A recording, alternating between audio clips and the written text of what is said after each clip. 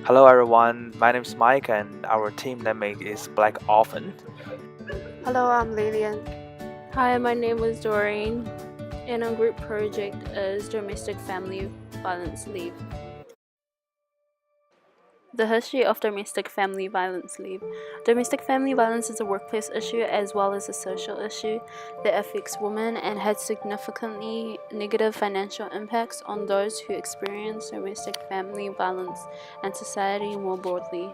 Entitlement for domestic family violence leave extends to any employee experiencing domestic family violence, including part-timer and casual employees, due to the fact if employees need to do something to deal with the impact domestic family violence has on them and is impossible for them to do it outside their ordinary work hours.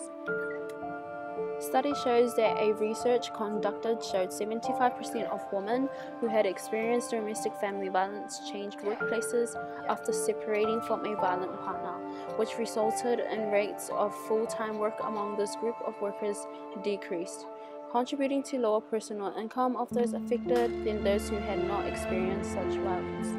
Domestic family violence not only affects those who in that situation suffering, but also the children who are exposed to this sort of behavior, families, friends, and work colleagues.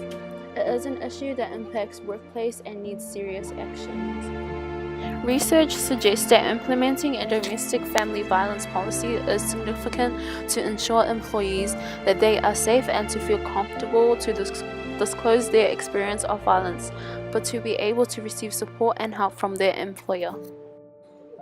The Domestic Family Violence Leave Bill is looking to help victims of domestic family violence find and keep paid work so they have the strength to rebuild their lives.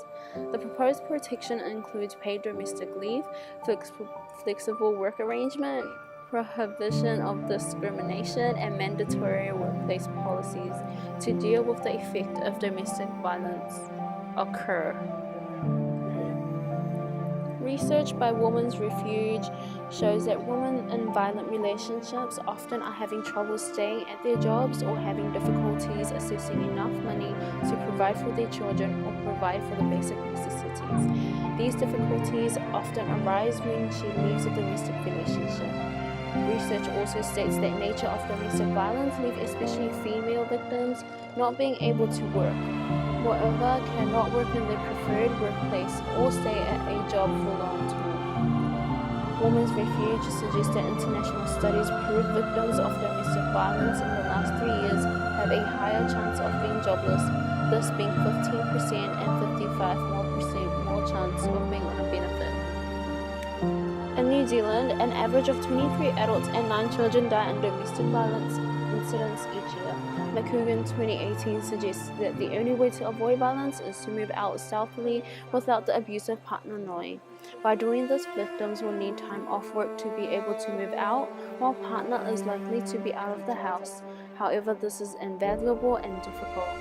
Another significant barrier of moving out is financial dependence.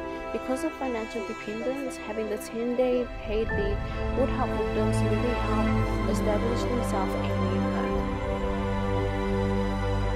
Now I'm going to talk about the critical situation about domestic family violence in New Zealand.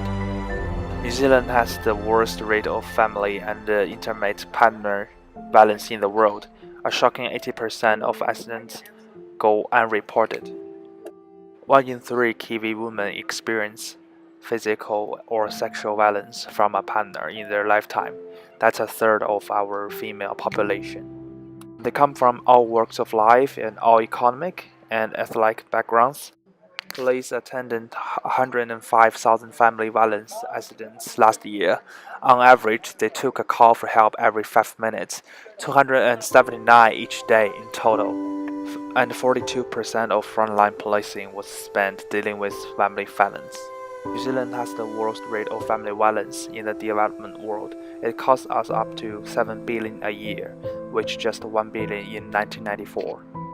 In a year, about half of New Zealand organizations will have staff affected by family violence in some way.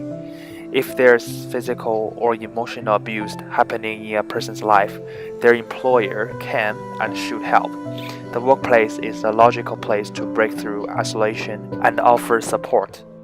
Family violence hurts victims at work by leaving them distressed and fearful. They may need to take time off work or leave their job. They may have protection orders put in place that could have implications for their work, or their abuser may stop them from doing their job. Victims who have left an abusive partner often have difficulty finding or keeping jobs, which affect their ability to provide for their families. Staying in work is very important for victims of family violence. A reliable income means victims have more choices. A supportive working environment is also important. For employers, it makes good business sense, but it's also the right thing to do. Employers who back anti-violence programs, educate staff, and offer support to victims send a clear message that domestic violence is not okay. I consider well on the impact of domestic violence live on 4 aspects. First, country and social. The Domestic Violence Victims Protection Act requires employers to provide up to 10 days paid leave from work for victims of family violence, separate from annual leave and sick leave entitlements. New Zealand is the second country in the world to offer this type of leave as a universal entitlement. This law proves to the world that New Zealand attaches attention to human rights and helps to raise New Zealand's international status. Also can improve the government's position in the hearts of citizens. New Zealand has the worst rate of family violence in the developed world. It can be seen that domestic violence leave match with NZ national conditions. The release of Domestic Violence Victims Protection Act protects all victims of domestic violence in New Zealand. However, no one can determine whether this law can really help victims of domestic violence. This law can only guarantee the protection of victims after injury. But in the face of poor household violence data surveys, what is needed is to reduce the incidence of domestic violence. Second, employer.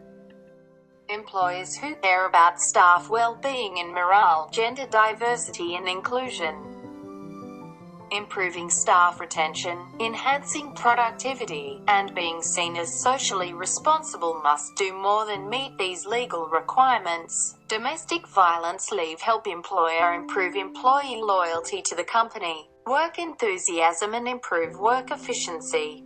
However, at least 10 days of paid leave have a risk of increasing costs for the company. The employer needs to do more work to determine whether the employee meets the domestic violence leave criteria and determines the length of the employee's vacation. This will improve the difficulty of employer to manage the company. Third, employee. These new requirements should be understood as a minimum for employers, which on their own are not enough to ensure that staff experiencing domestic violence are supported by their employer and are kept safe at work. The above statement can be seen that domestic violence leave provide better human rights protection for employees. Employees need to provide information when they apply for a holiday to prove that they have been subjected to domestic violence, so employees have a risk of exposing their privacy. Fourth, economic. The results of the analysis indicate that the annual cost of family violence in New Zealand is at least $1.2 billion. This is more than the $1 billion earned from our wool exports in 1993-94. Nearly as much as the total amount of $1.4 billion spent on the unemployment benefit and around half of the $2.5 billion earned from forestry exports. Based on the above data, it is able to be seen that the loss of domestic violence to economic is huge. This law cannot really help to reduce the cost of economic, because the victims of domestic violence still need medical treatment. Medical expenses still exist. Conclusion. Although this law does not help the economy, it has a positive effect on other aspects. Therefore, our view is to support the implementation of this law.